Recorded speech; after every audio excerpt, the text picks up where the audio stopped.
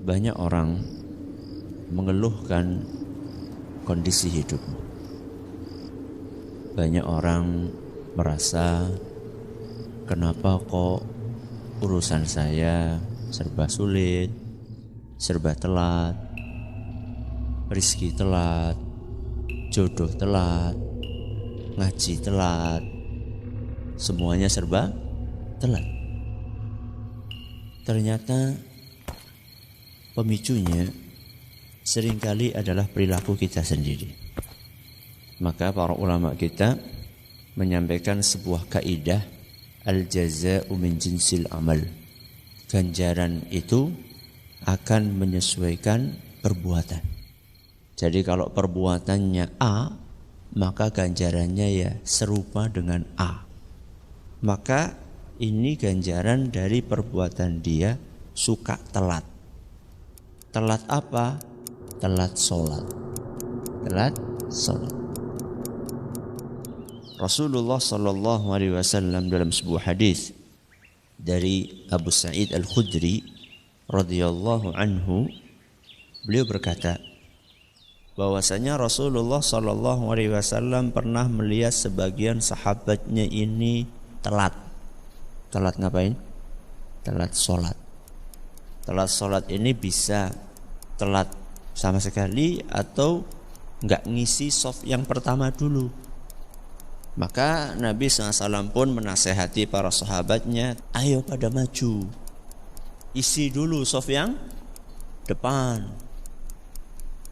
berangkatlah lebih awal.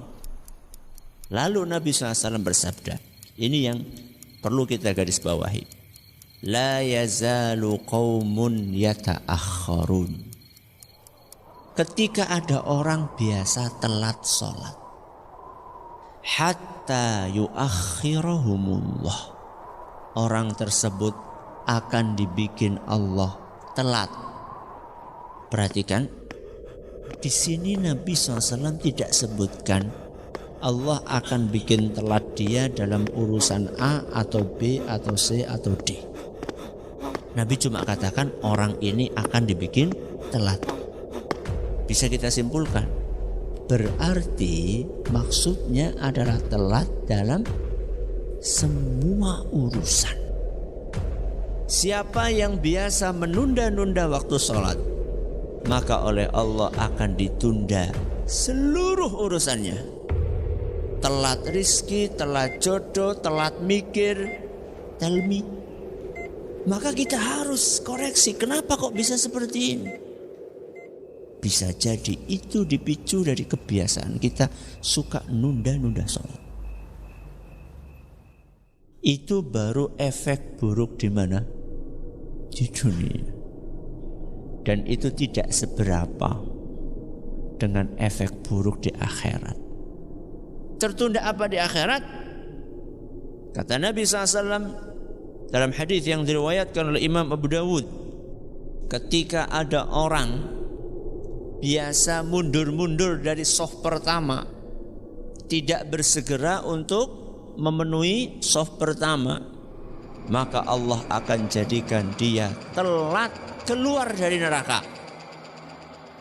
Gasiknya kita berangkat ke masjid itu akan berefek kepada gasiknya kita masuk surga. Dan telatnya kita berangkat sholat akan berefek kepada telatnya kita masuk ke surga. Jadi bukan ringan masalahnya. Berhubungan dengan nasib kita di dunia dan di akhirat. Sehari di sisi Allah itu seperti 1000 tahun menurut ukuran kalian. Satu hari di akhirat sama dengan 1000 tahun di dunia. Bayangkan telat satu hari. Teman kita sudah Masya Allah di surga berapa tahun? 1000 tahun. Sudah menikmati makanannya, minumannya, bidadarinya. Wiswarek. Ini lebih untuk 1000 tahun kemudian sudah gosong, dibakar di api neraka. Itu kalau telatnya satu hari. Kalau telatnya seminggu, kalau telatnya sebulan, telatnya setahun, 360.000 tahun. Kebiasaan telat sholat itu bukan urusan remeh, ini urusan berat. Maka berlatihlah Berjuanglah. Semua itu butuh latihan. Tapi harus dimulai. Jadi jangan alasan, ini masih proses Ustaz. Pirang tahun boleh proses.